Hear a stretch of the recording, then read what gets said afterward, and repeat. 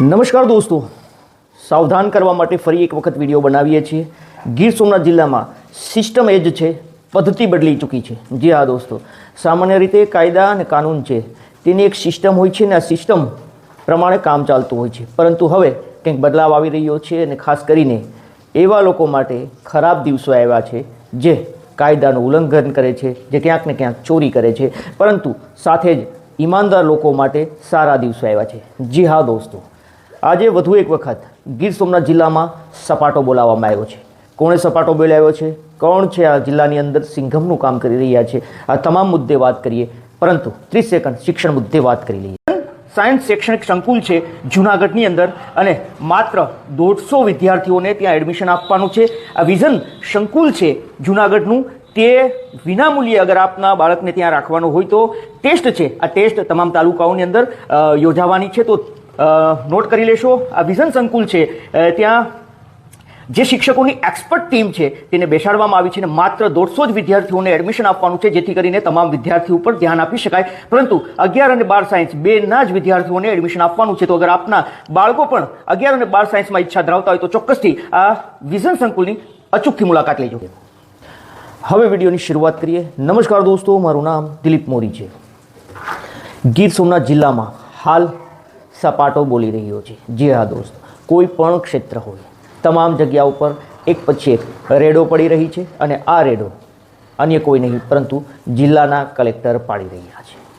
20થી પણ વધારે દુકાનો સીલ કરવામાં આવી છે, બાયોડીઝલનો જથ્થો પકડાયો છે, લાકડાનો જથ્થો પકડાયો છે અને આ સિવાય એક પથ્થરની ખાણ પર પણ તવાઈ બોલાવવામાં આવી છે। શું છે પૂરો મામલો, આવો જાણીએ। ગીર સોમનાથ જિલ્લાનું સૂત્રાપાડા અને સૂત્રાપાડાનું પ્રાસલી માર્કેટિંગ યાર્ડ છે। આ માર્કેટિંગ યાર્ડમાં કલેક્ટરને બાતમી મળી હતી, તપાસ શરૂ કરવામાં આવી હતી। 2 થી 3 મામલતદારોની ટીમ છે કોડીનાર, સૂત્રાપાડા, તલાલાની રાત્રિના સમયે ત્યાં ત્રાટકી હતી, તપાસ ચાલી રહી હતી, પરંતુ આ સમયે રાત્રે જ કલેક્ટરની પણ આ જગ્યા ઉપર એન્ટ્રી થાય છે અને તપાસનો ધમધમાટ શરૂ થાય છે।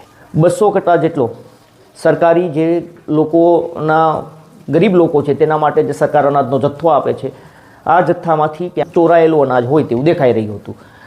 આ જથ્થો આ યાર્ડની અંદર એક વેપારીએ જે ભાડે દુકાન રાખતો હતો ત્યાં તેની પાસેથી મળી આવ્યો। કલેક્ટરને શંકા વધુ ગઈ, તેણે ત્યાં 10થી પણ વધારે દુકાનો છે તેના તાળા છે તેને વિડીયોગ્રાફીની સાથે તોડાવ્યા છે। તોડાવ્યા એટલા માટે છે કે તપાસ કરવાની હતી। આ જે વેપારી હતો તે ત્યાં ન આવ્યો, જેના કારણે તાળા તોડવાની ફરજ પડી। આ તમામ ગોડાઉન હતા એવું જાણવા મળ્યું છે। 70 લાખનો અનાજનો જથ્થો છે તે મળી આવ્યો છે। 64 લાખનું અનાજ છે તે આ યાર્ડની અંદર જે ગોડાઉન હતા તેની અંદરથી મળી આવ્યું છે। જોકે 200 કટ્ટા એવા હતા જેમાં સરકારી સિલાઈ લાગેલી હતી, મતલબ કે એ કન્ફર્મ હતું કે શાયદ તે અનાજ છે તે રેશનિંગનું હતું। તેના કારણે કલેક્ટરે 64 લાખનો આ અનાજનો જથ્થો છે જેને સીલ કરી દીધો છે, પરંતુ વધુ તેને શંકા ગઈ અને તેણે શરૂઆત કરી ત્યાંથી બહાર આવીને પ્રાચી ગામની અંદર જ્યાં 10થી પણ વધારે દુકાનોની અંદર 8 લાખની કિંમતનું અનાજ ભરેલું હતું તેને પણ સીઝ કર્યું છે અને ત્યાં પણ કાર્યવાહી કરવામાં આવી છે। આ દુકાનો પણ સીલ કરવામાં આવી છે। કહેવાનો મતલબ એ છે કે 70 લાખની કિંમતનું અનાજ અને 20થી પણ વધારે દુકાનોને સીલ કરી દેવામાં આવી છે અને આ કાર્યવાહીથી માત્ર ગીર સોમનાથ નહીં પરંતુ જે રેશનિંગનો ધંધો કરે છે સમગ્ર ગુજરાતની અંદર ખળભળાટ મચ્યો છે। વારંવાર ફરિયાદો મળતી હોય છે કે ગરીબોને અનાજ નથી મળતું તો જાય છે ક્યાં, અને આવું જ કંઈક થઈ રહ્યું છે, પરંતુ કલેક્ટર દિગ્વિજયસિંહે આ તમામ મુદ્દે હવે ગાળીઓ આવા લોકો ઉપર કાયદાનો શકંજો કસ્યો છે અને પર્દાફાશ કર્યો છે। ત્યારબાદ કલેક્ટરની ટીમો છે તે કોડીનાર તાલુકાના સિંધાજ ગામે રવાના થાય છે અને ત્યાં જાણવા મળ્યું છે કે એક ખાણ ઉપર દરોડો પાડે છે। જૂની કેનાલ નીકળતી હતી ખેડૂતોના પાણી માટેની અને આ કેનાલને ખાણોએ કાપી નાખી હોય તેવો હાલ ચર્ચાઈ રહ્યું છે। જોકે અહીંયા પર પણ કાર્યવાહી થઈ છે અને અહીંયાથી ઓફિશિયલી કોઈ જાણકારી એટલા માટે નથી આવી કે ત્યાં માપણીનું કામ ચાલતું હતું, જેના કારણે હજુ સુધી અમારા સુધી આ ઓફિશિયલી જાણકારી નથી આવી, પરંતુ જાણવા મળ્યું છે કે લીઝ ધારકો છે જે ખાણ ચલાવે છે સરકારે તેને મંજૂરી આપી છે, પરંતુ તે તેની એરિયાની બહાર પણ બહારનો વિસ્તાર હોય છે ત્યાં પણ છે, મતલબ કે ત્યાંથી પણ પથ્થર અનઓફિશિયલ રીતે કાઢી લેતા હોય છે। તો આવા ખાણ ધારકો માટે ચેતવણીરૂપ કિસ્સો એટલા માટે છે કે કલેક્ટર આવી ખાણો પર જ્યારે રેડ પાડે છે અને જ્યારે તેની માપણી થાય છે ત્યારે આ પર્દાફાશ થશે તો જે લીઝ છે તમારી લીગલી રીતે સરકારે આપેલી તેમાં પણ ક્યાંક મનાઈ ન આવી જાય, તેના માટે ચેતી જવું જરૂરી છે। જસાધાર વન વિભાગે લાકડાનો જથ્થો પકડ્યો હતો મોટી સંખ્યામાં અને કલેક્ટરને તેની જાણ થાય છે, કારણ કે કલેક્ટર ગિરગઢડા પ્રવાસમાં હતા ત્યારે. કલેક્ટરે ત્યારબાદ એ લાકડાના જથ્થાના આધારે તપાસ શરૂ કરી હતી અને અન્ય જગ્યા ઉપરથી પણ લાકડાનો જથ્થો છે તેણે પકડી પાડ્યો છે.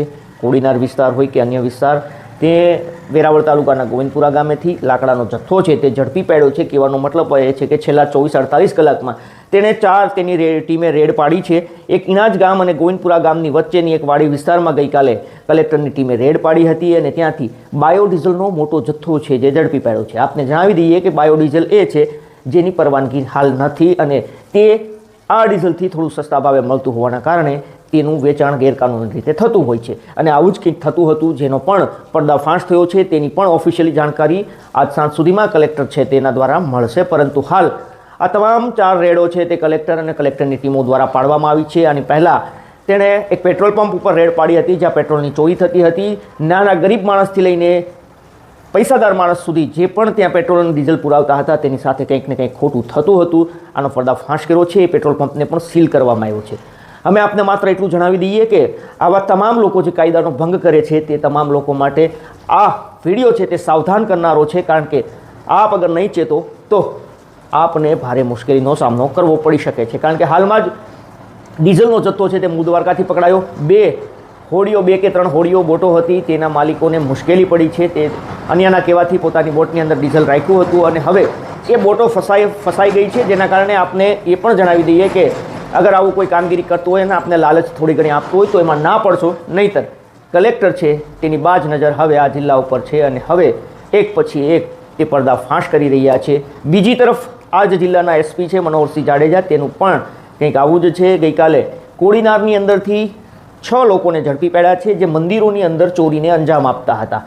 તો દિગ્વિજયસિંહજી જાડેજા કલેક્ટર છે અને મનોહરસિંહ જાડેજા એસપી છે અને આ બંને એક પછી એક રેડો કરી રહ્યા છે, પર્દાફાશ કરી રહ્યા છે. તો આપને સાવધાન કરવા માટે આ વિડીયો અમે બનાવ્યો છે. અગર આપ પણ ક્યાંક ને ક્યાંક આપની નજર બહાર પણ ખોટું થતું હોય તો ચોક્કસથી ચેતી જજો અને સાવધાન થઈ જજો. કલેક્ટરશ્રીનું શું કહેવું છે એ પણ હવે સાંભળીએ. અમારે જે પુરવઠામાં જે ગોડાઉન ઉપર જે માલ આવે છે, જે એનએફએસના લાભાર્થીઓ છે એ લોકોને બિલકુલ માનનીય પ્રધાનમંત્રીશ્રીની જે યોજના છે મફત આપવામાં આવે છે. એ જે ઘઉં, ચોખા અને ચણાનો જથ્થો છે એનું ડાયવર્ઝન થાય છે એવી એક અમને પાકી બાતમી મળેલ.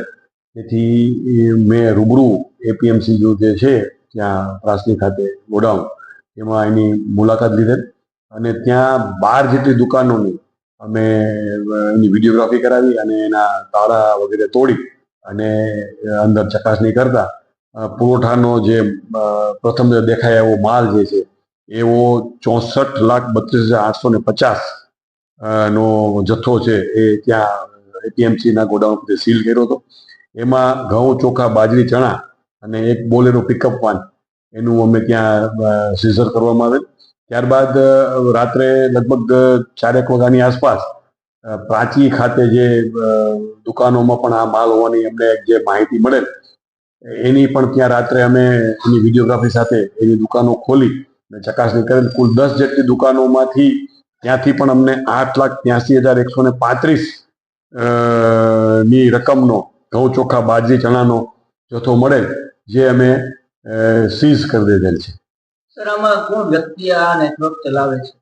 પ્રથમ દ્રષ્ટિએ જે માલ જે ત્યાંથી અમારા ગોડાઉન પરથી નીકળી ગયા પછી જે દુકાનદારોને પહોંચાડવાનો હોય છે એ જથ્થો બારોબાર આ બધી દુકાનોમાં ને એમાં ટ્રાન્સફર કરી દેવામાં આવે છે એવું જણાવેલ છે.